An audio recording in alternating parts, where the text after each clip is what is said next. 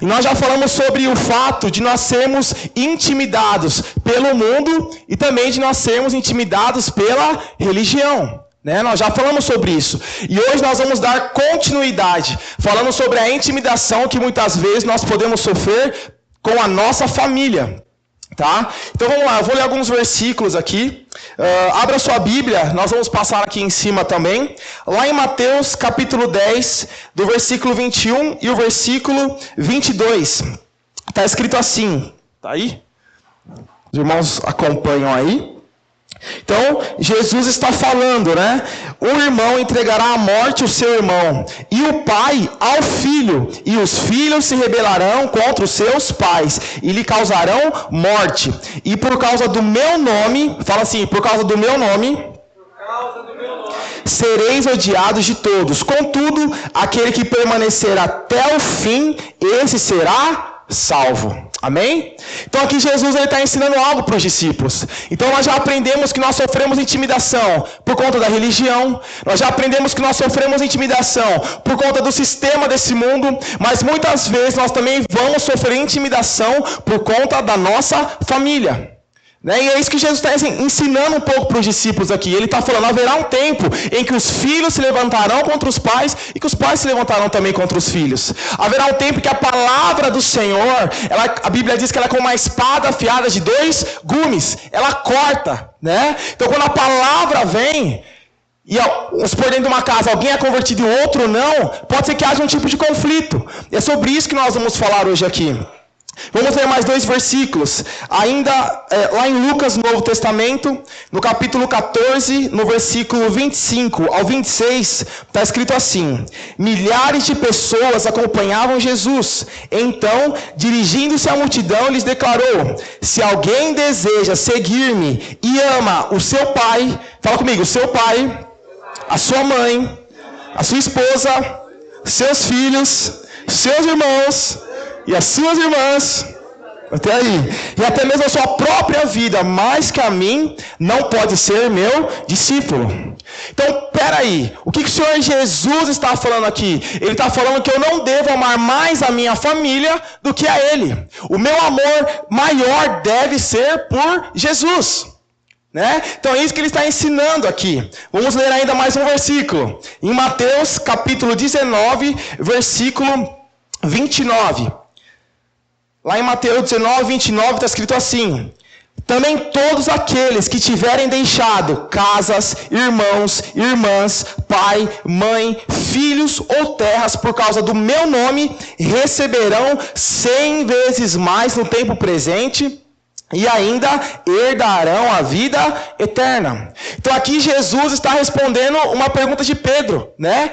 Pedro fala para Jesus: e nós, Jesus? Nós deixamos tudo. O que nós vamos receber? E Jesus fala para ele: não tem quem tenha deixado pai, mãe, filho ou filha que não receba 100 vezes mais.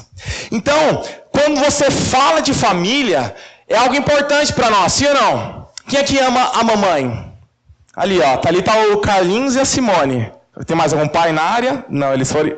Ah, Dulce, ó, a querida Dulce.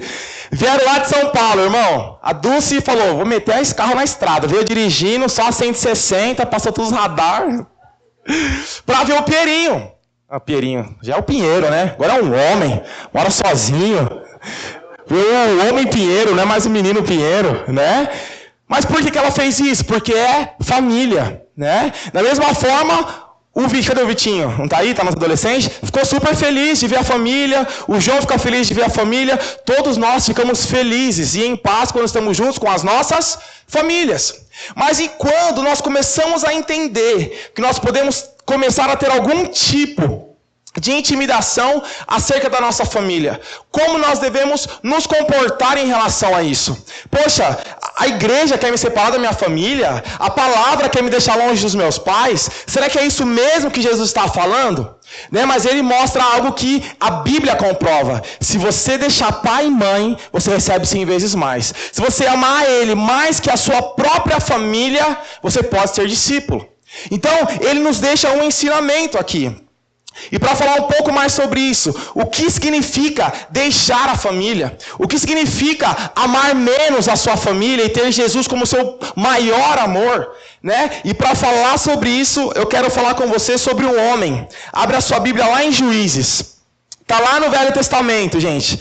Tá lá Gênesis, Êxodo, Números, Levíticos, Deuteronômio, Josué, Juízes. Teólogo de plantão, é isso aí mesmo? Juízes capítulo 6.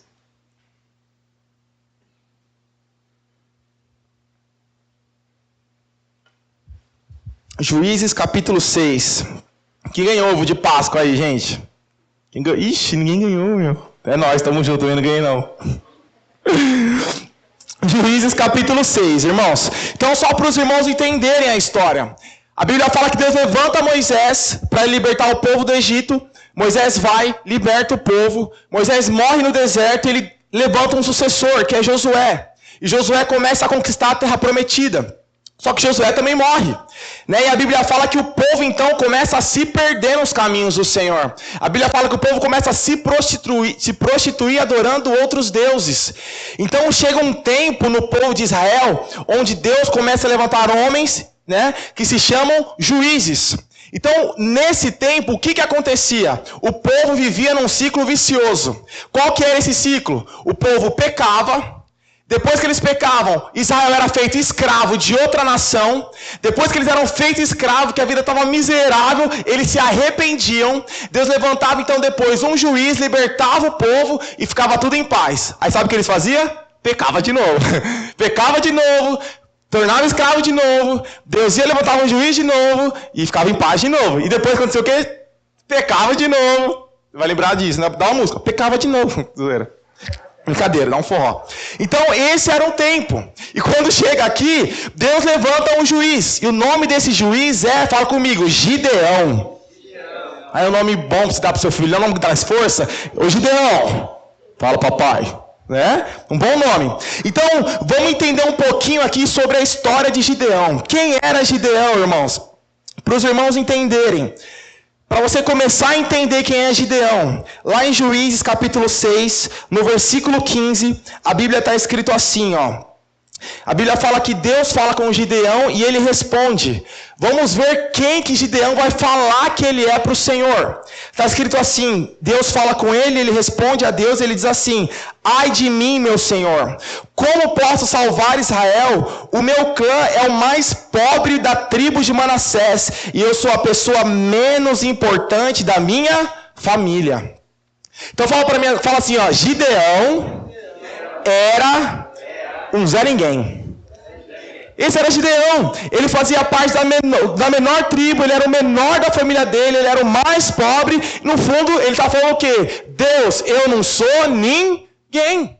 Esse era o juiz que Deus estava levantando. Uma pessoa improvável. Os irmãos falam, a gente já passou desse tema, Lucas, está uma intimidação, não volta não. Era uma pessoa improvável. Né? E nessa época, o que acontecia? O povo de Israel estava sofrendo com os amalequitas. Eles estavam atacando o povo de Israel. De tal maneira que a Bíblia diz assim, que tudo que Israel plantava, os inimigos deles vinham e pisoteavam tudo. Eles tinham animais, os inimigos vinham e matavam todos os animais. A tal ponto que o povo de Israel começou a ser reduzido. E sabe o que eles começaram a fazer? A fugir para as montanhas. A Bíblia fala que o povo de Israel começou a morar em cavernas, em montanhas, em lugares afastados. Né? Agora fala para mim, caverna é um lugar bom de morar? Sim ou não? Não, é frio, é úmido, né? Restos mortais ficam onde? Na caverna. E a Bíblia fala que o povo estava vivendo nessa situação. Então imagina que nós sofremos um ataque muito grande aqui em Araucária. Por quem? Quem que pode atacar Araucária aqui? Vai, me ajuda aí. Beleza, pode ser isso aí que vocês todos falaram.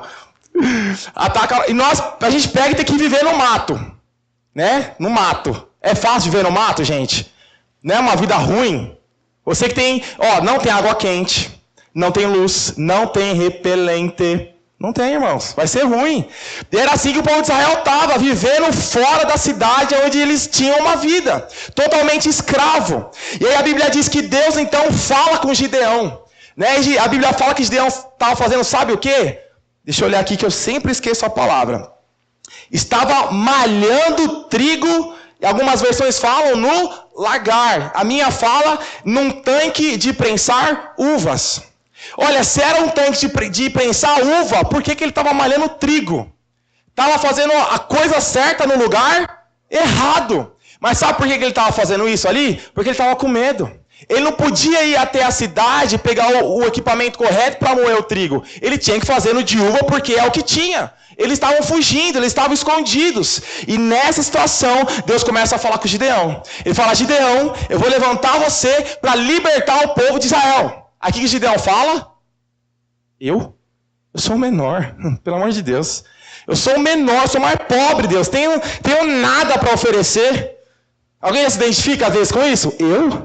Eu vou ser efetivado na empresa? Sou o menor, não sei falar direito. Eu resolver esse problema? Sou o menor, não tem jeito não. Mas Deus fala que ele vai levantar Gideão para resolver o problema. E aí sabe que Gideão pede para Deus? Um sinal. Fala, Deus, então me dá um sinal. Se o Senhor vai me usar mesmo, me dá um sinal. E a Bíblia fala que Gideão vai, pega um pão sem fermento, pega uma bebida, coloca em cima de uma pedra. A Bíblia fala que o anjo do Senhor toca com uma lança que ele estava na pedra e um fogo vem e consome tudo aquilo. Então Gideão crê. Fala, não, o Senhor está aqui, o Senhor vai me usar, o Senhor vai fazer alguma coisa. Só que antes de Gideão se levantar para libertar o povo de Israel contra os amalequitas, a Bíblia fala que Gideão tinha fala comigo, missão. Gideão tinha uma missão. E ele deveria cumprir essa missão antes. Qual era a missão de Gideão? Quero que você abra a sua Bíblia, aí no capítulo 6 de Juízes, no versículo 23. E leia comigo. Capítulo 6, no versículo 23. Vamos ler aí. Está escrito assim. Então o Senhor assegurou-lhe, a paz esteja contigo, não temas, porquanto não morrerás. Deus está falando para Gideão que ele não vai morrer. Gideão ergueu ali um altar em honra ao Senhor e o chamou Javé Shalom, o Senhor é a nossa paz. E até os nossos dias esse altar está em Ofra, cidade que pertence às famílias de Abiezer. Versículo 25. Naquela mesma noite, Javé ordenou a Gideão, separa um dos touros do rebanho que pertence a teu pai, aquele novilho de 7 anos de idade, destrua o altar de Baal, que também pertence ao teu pai, e corte o poste consagrado a Deus Aserá, que está do lado do altar. Versículo 26. Em seguida, construirás para teu Deus, no cume deste lugar forte, um altar bem preparado. Tomarás então o segundo novilho e o oferecerás em holocausto sobre a madeira do poste do ídolo que terás derrubado. Só o versículo 27. Gideão convocou então 10 homens entre os seus servos e fez tudo como Deus lhe tinha mandado. Mas como ele temia muito a sua, o quê? Família. E o povo da cidade para fazer em pleno dia, então ele fez tudo em plena noite. Então, essa era a missão que Gideão tinha. O pai de Gideão, ele era hebreu, só que ele se perdeu no meio do caminho e ele estabeleceu um altar a Baal, que era outro Deus. E aí Deus dá uma missão para Gideão, antes dele cumprir o propósito de libertar o povo. Qual que é essa missão? Ele falou, Gideão, o que você vai fazer? O seu pai estabeleceu um altar e ele não devia ter feito isso. Então você vai pegar dois animais, você vai derrubar aqueles altares, você vai constituir um novo altar para mim e vai sacrificar esses animais. Só que a Bíblia diz que Gideão teve o quê? Fala comigo, medo. Medo de quem, gente? Medo da própria família. Agora me explica, como que alguém pode ter medo da própria família? Como alguém pode ter medo do próprio pai, medo da própria mãe, medo do irmão, medo do filho? Mas a Bíblia diz que Gideão teve medo da própria família. Gideão se sentiu intimidado pela própria família, mas mesmo assim ele decidiu obedecer ao Senhor. Ok, dito isto, tudo isso que eu falei é o quê? História. História não muda nada na vida de ninguém, porque você já leu várias histórias na escola. Mas o que essa história tem a ver conosco hoje? O que isso aplica na minha e na sua vida? O que isso muda na minha e na sua vida? O que nós precisamos entender, gente? É que Gideão ia se tornar o maior libertador sem usar nenhuma arma. Mas antes ele precisava obedecer ao Senhor nessa pequena missão. Deixa eu falar uma coisa. Você é resultado de quem te criou e de quem te educou. Gideão era o resultado do pai dele. Da mesma maneira, você é resultado de todos aqueles que um dia passaram pela sua vida e que te ensinaram alguma coisa. Sabe, Gideão deveria destruir aquele altar que o pai dele construiu. Mas sabe qual que é a verdade? É que existe um altar construído dentro de você, que talvez os seus pais construíram, que talvez os seus professores construíram, que talvez a religião construiu. Mas a verdade é que todos nós carregamos dentro da gente um altar que foi construído. Foi construído. E esse altar talvez não esteja de acordo com aquilo que o Senhor sonhou para você. Antes de Gideão vencer um exército, ele precisava vencer os ensinamentos que ele teve. Deixa eu te perguntar, qual é o tipo de ensinamento que o seu pai te deu? Qual é o tipo de ensinamento que a sua mãe te deu? Melhor, qual é o tipo de ensinamento que a vida te deu? Sabe, muitas vezes você não teve um pai tão próximo, ou uma mãe tão próxima, mas a vida, dura como ela é, pode ser que ela tenha te ensinado da maneira errada. Sabe? Mas o Senhor precisa quebrar esse altar. Ele precisa destruir isso dentro de você para construir algo novo dentro de você. Você entende? Então, a primeira coisa que isso tem a ver conosco, se você estiver anotando, é que tem tem altares em nós que foram estabelecidos pelos nossos pais. Tem altares em nós que foram estabelecidos pelos nossos pais. Então, o pastor, ele pregou de manhã, ele usou um exemplo, você já deve ter ouvido, mas se não ouviu, eu vou contar. A historinha conta que o rapaz vai casar com a moça, né? Tá lá, tudo tranquilo. E um belo dia ela fala, amor, vou fazer um ensopadão de frango pra orcer. Aí ele falou, ô maravilha, não vou passar fome. Tô encenando, como se eu fosse da roça. Né? E a Bíblia não fala isso não. A história conta que ela pega o frango, corta em 2 e põe em 2 panelas. Só que as panelas eram grandes.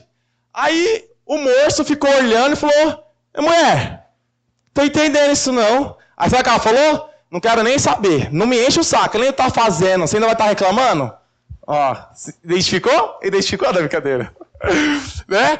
E aí a história conta que o homem fala, não, vou descobrir isso aí. E vai na mãe dela. Falou, sogra, me conta uma coisa. A fulana de tal foi fazer o frango, pôs em 2 panelas, por que isso? Falou, filho, não sei. Minha mãe sempre fez assim, o gosto fica bom, a gente faz assim mesmo. Aí ele falou, não, vou na véia suprema, vou na avó, né? Aí ele falou, o que está acontecendo? Por que vocês dividem? Ele falou, não, fizinho, é que lá onde eu morava, as panelas eram pequenas, então a gente tinha que dividir o frango, porque não cabia em 2 panelas.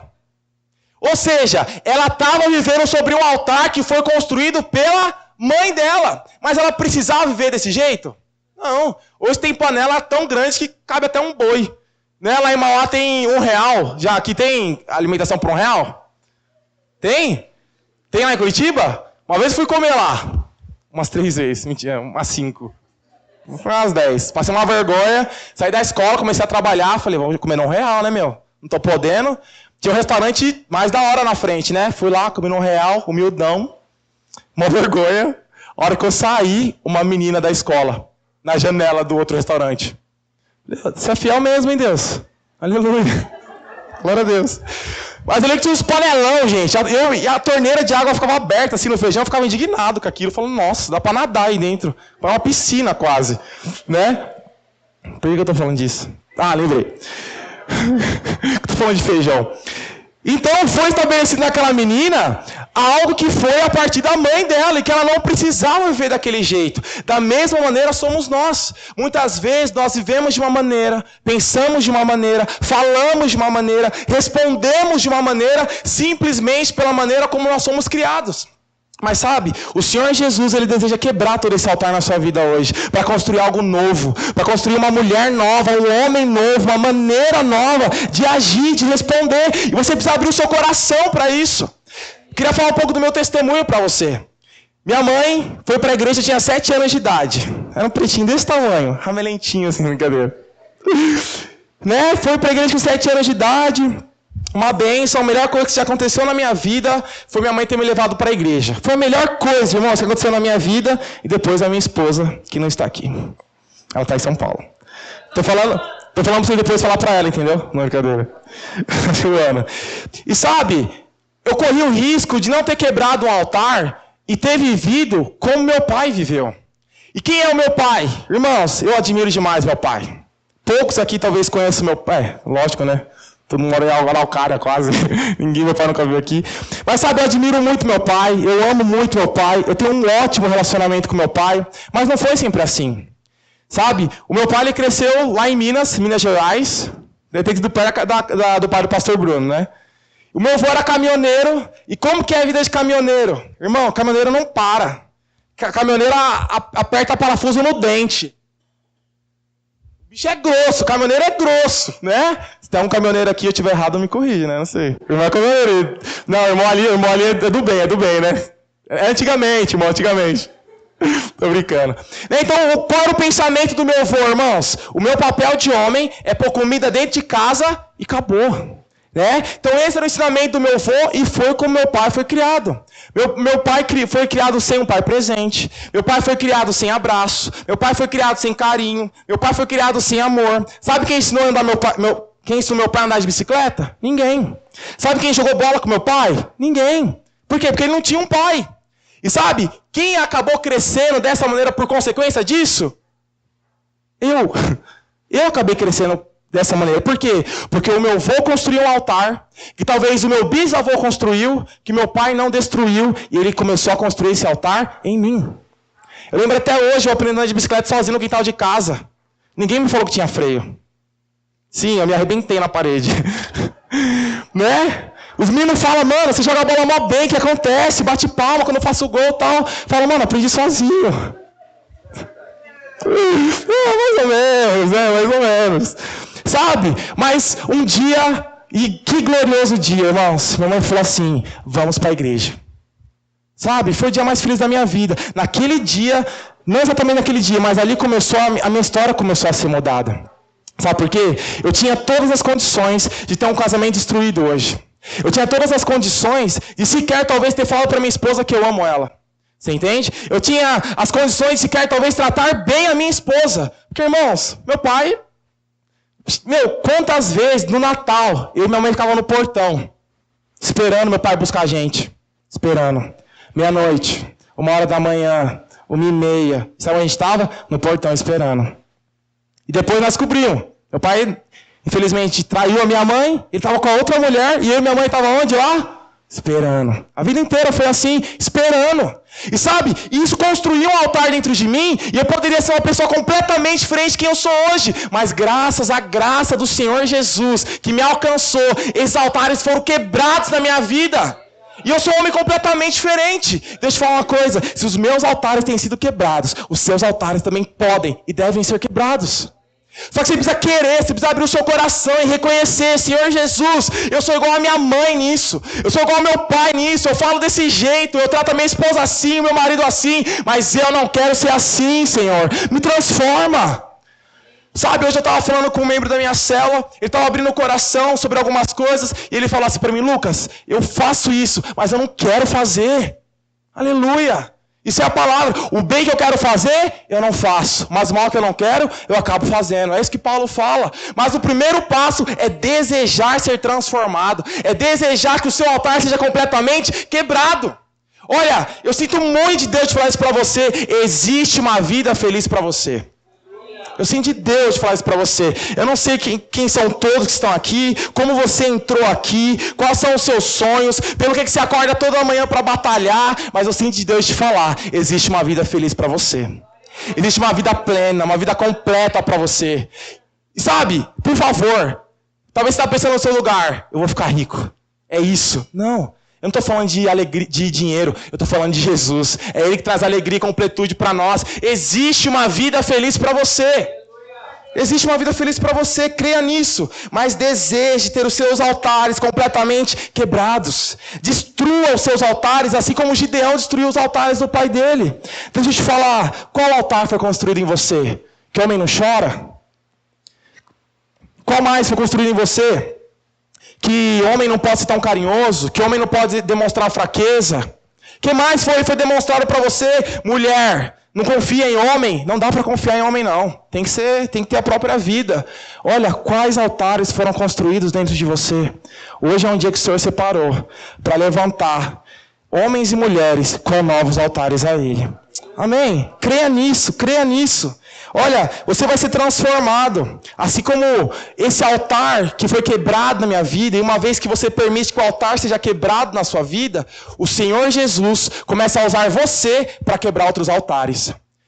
Irmãos, sinceramente falando, até os meus 10, 11 anos de idade, eu não tenho nenhuma lembrança de meu pai me abraçando ou do meu pai dizendo que me ama.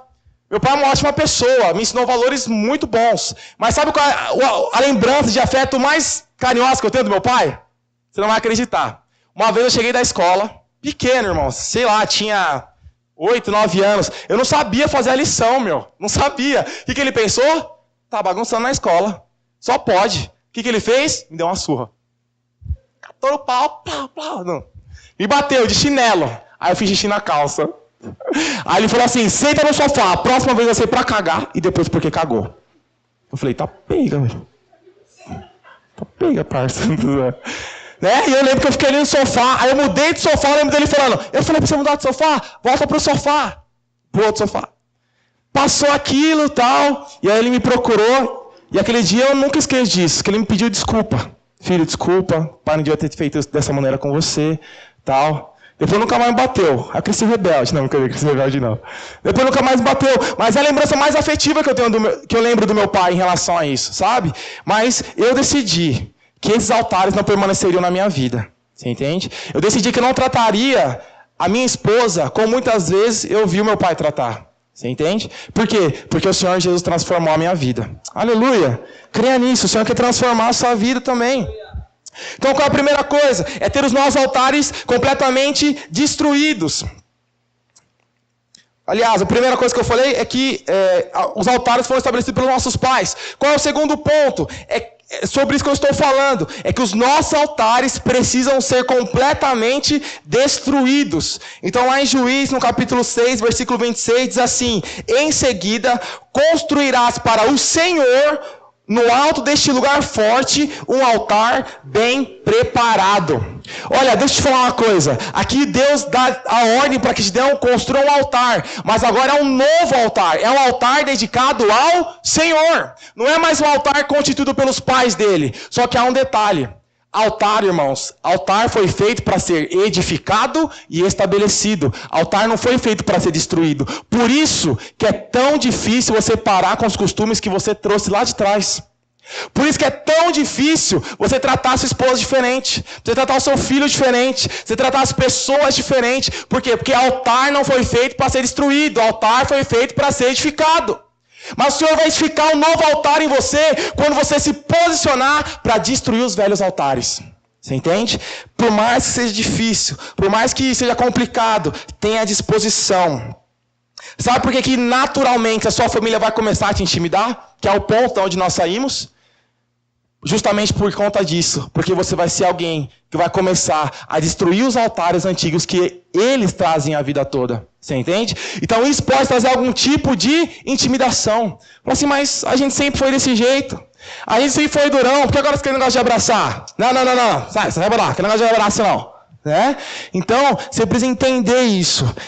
Os altares têm que ser um altar novo, estabelecido para o Senhor, estabelecido no Senhor. Então, às vezes com o tempo, a menina saía com a mãe, ia no salão de beleza, ia na casa da irmã, e a mãe vivia falando mal do marido, vivia falando mal do pai. E isso construiu um altar dentro dela. Hoje ela cresce e ela só reclama do marido que ela tem. Ela só faz isso. Ou então, o pai é emasculado, né? O filho apronta, faz tudo de errado, o que ele faz? Papai não gosta. Eu vou tirar um dos controles e você vai ter um controle para jogar. O menino é filho único, joga sozinho já. O pai está castigando. Né? E o menino cresce como? Ou ele cresce um bobão, né? Sem personalidade, sem engajamento, ou ele cresce totalmente virado e ninguém me domina, eu que mando. Por quê? Porque não há um posicionamento. Então, se você se identifica com essas coisas, você precisa apenas crer e desejar que esses altares sejam quebrados na sua vida. O que mais?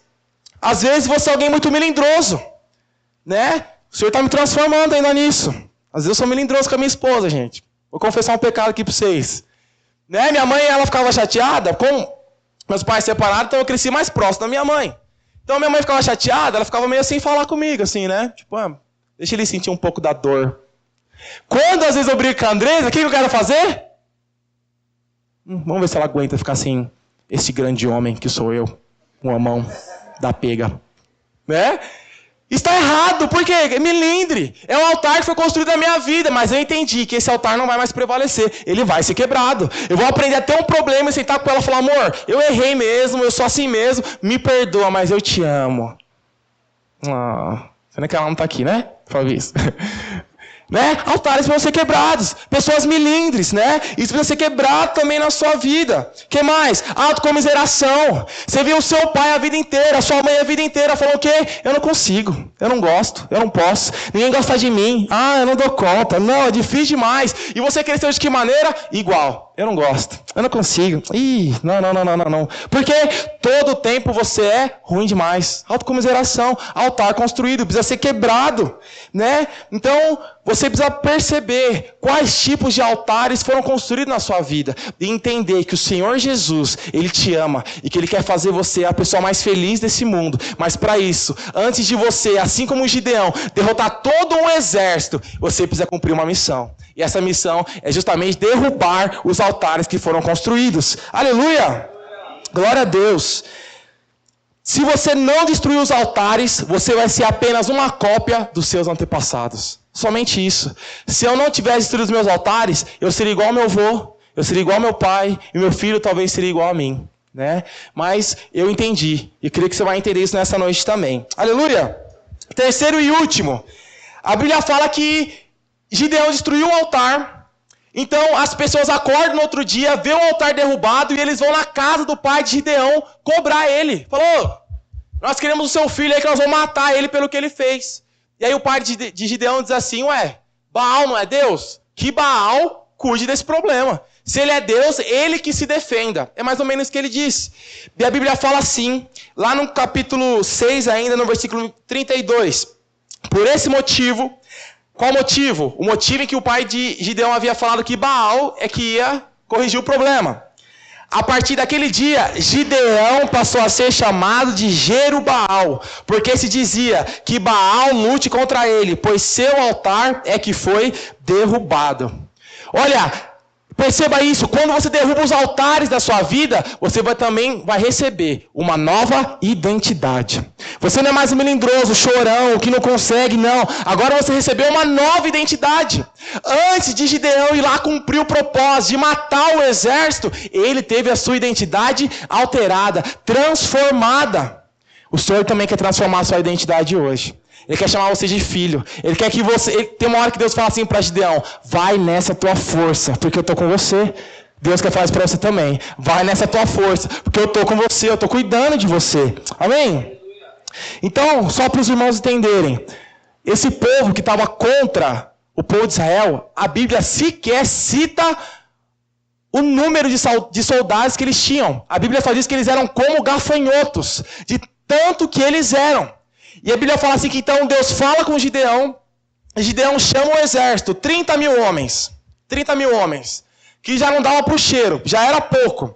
E aí Deus fala para Gideão, grita aí Gideão, para os medrosos ir embora. Aí Gideão fala assim, acho que Deus está... Beleza, né? Acho que quando eu gritava, vem mais, né? E aí Gideão grita, todo aquele que tem medo, que está assustado, vai embora. A Bíblia fala que aí já fica só 10 mil. Aí Gideão falou, Deus é engraçado mesmo, né? Cadê o resto? Está escondido? Né? Ficou só 10 mil. Aí Deus dá uma outra ordem para Gideão. Vai até o rio e pede para todos os homens beberem água. Aqueles que trouxerem água até a boca, esse fica. Aqueles que descerem para beber água como um cachorro, esses vão embora. Sabe quantos sobram? Fala comigo. Aquele filme, qual que é? Os 300. Sobra apenas 300 homens. Meu Deus, como vencer essa batalha? Como superar tudo isso? Mas aí Gideão vai e fala para os homens, tudo que eu fizer, vocês fazem igual. Sabe o que eles tinham na mão? Aí você pode pensar, tinha faca, tinha espada, tinha lança, tinha escudo. Não. Não tinha nada disso. Sabe como eles foram para a guerra? Em uma mão, uma buzina. Na outra mão, como que é o nome? Eu não vou falar, eu ia falar balde. Um cântaro, obrigado, Léo. O cântaro com uma... Não é labareda. Uma tocha. E a Bíblia não diz nem que a tocha estava acesa. Né? Como que alguém vai para uma guerra dessa maneira? E a Bíblia diz assim que então eles vão para a guerra. Agora, irmão, você precisa imaginar isso. E a Bíblia não é só ouvir, você precisa imaginar. Já assistiu 300? Já viu quando eles vão para a guerra? Não uma galera, é muita gente. Agora imagina 300 homens diante de uma multidão de exército, o outro lado talvez cantando, marchando, poeira subindo, e eles lá, 300 homens. Os caras eram valentes, vai. Os caras, eu já tinha ido embora nos primeiros 20 mil. Vou confessar, né? Não vou mentir, não. Né? Os caras estavam lá firmes. E aí, tudo que Gideão fazia, eles faziam também. O que Gideão faz? Ele quebra o cântaro, ergue a tocha e toca a buzina. Todos os outros homens fazem a mesma coisa. Nesse momento, a Bíblia diz assim que o exército inimigo, eles começam a virar uns para os outros e se matar. Começa a se matar. E Gideão vence uma batalha sem ter levantado sequer uma arma. Olha, não é uma vitória em tanto, sim ou não? Você quer ter uma vitória dessa na sua vida? Irmão, eu quero ter uma vitória dessa todo dia. Não é só uma vez na vida não, todo dia. Mas antes de Gideão conquistar essa vitória, ele precisou passar por uma missão. Ele precisou completar uma missão. Ele precisou entender de fato que aquele altar não poderia estar estabelecido ali e derrubar aquele altar. Hoje é um dia que você precisa entender que existe um altar na sua vida e que ele não pode mais continuar aí. Hoje é um dia que você precisa entender que foi edificado altares em você, de que ele não pode mais permanecer aí. Queria chamar o irmão do teclado, do violão. Olha, se Deus falar para você, você vai ser um pai melhor que seu pai foi para você. Você vai ser uma mãe melhor que a sua mãe foi para você. Você vai ser um marido melhor do que o seu pai foi para sua mãe. E você também vai ser uma esposa muito melhor que a sua mãe foi para o seu pai. Sabe por quê? Porque hoje é um dia que o Senhor Jesus escolheu para derrubar os altares da sua vida. Olha, é muito mais fácil você ficar num canto chorando e se lamentando por tudo que deu errado na sua vida do que levantar, crer no Senhor e buscar essa transformação. Era muito mais fácil se alguém me liga e falar assim, sabe por que eu sou assim? Sabe por que a minha vida é desse jeito? Por causa do meu pai. Meu pai nunca fez nada por mim. Meu pai nunca me abraçou, nunca me beijou, nunca disse que me ama. Mas deixa eu falar uma coisa, irmãos. Quando você permite que os altares da sua vida sejam quebrados, através da sua vida, outros altares começam também a ser quebrados. Sabe, o altar que existia na vida do meu pai, eu já percebo que ele começou a ser quebrado. Meu pai ainda não se converteu. Mas sabe, meu pai me ligou ontem. E aí, filhão, como que você tá? Tô bem, pai. Não, papai tá ligando pra dizer que te ama. É sempre assim. Eu sempre passava no Vila Vitória ali em Mauá. Vila Vitória, vocês não sabem, lá em Mauá, meu pai estava sempre no bar lá. Ele já até comprou o bar uma vez, tanto que ele ficava no bar. Né?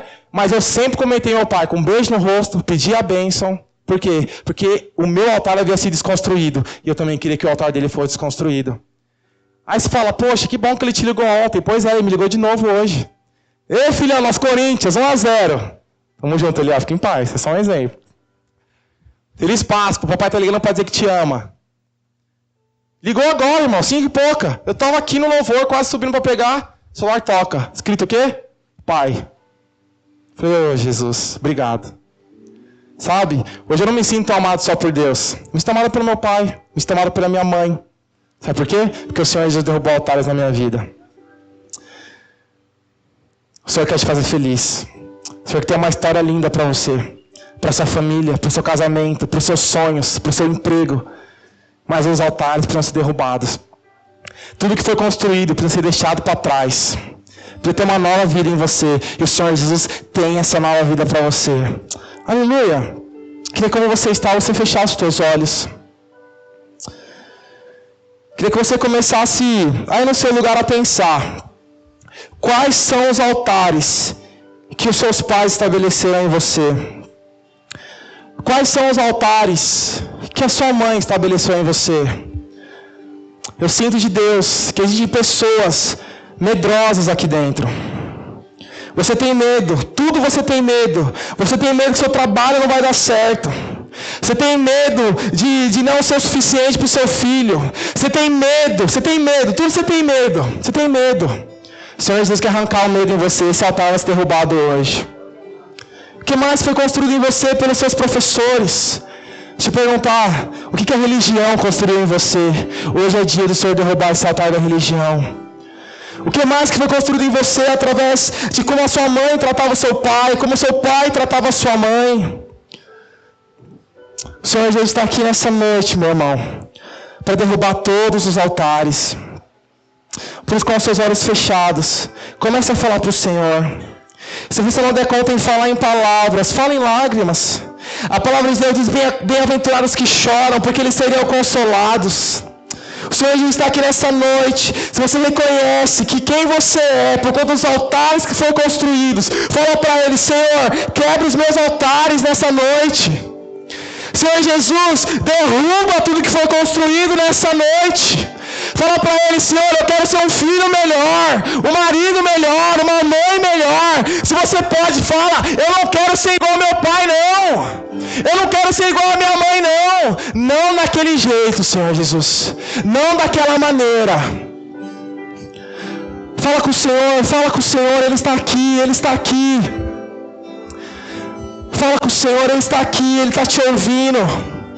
Ele está te ouvindo. Fala para Ele: Senhor, derruba os altares, derruba os altares. Se você pode, vai ficando de pé no seu lugar enquanto você fala.